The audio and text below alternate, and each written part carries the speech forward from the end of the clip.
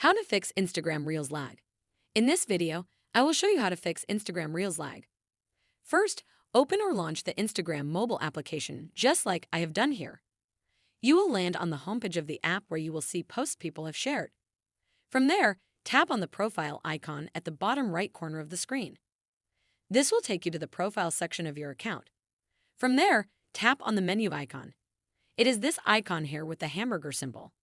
This is the settings and activity page of the app where there are sections that you can use to manage and make changes to the settings of your account.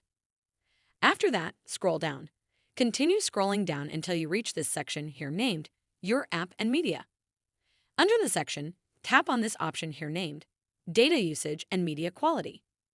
On this page, there are two toggle buttons. From them, we need this one named Use Less Data. Make sure this toggle button is disabled so that you can get a good user experience, since limiting data usage may slow down the app. Next, exit Instagram and go to the home screen of the phone where you see all the app icons. From there, proceed and long press on the Instagram icon. After that, this menu appears where you have to tap on this icon here. This will take you to the app info page.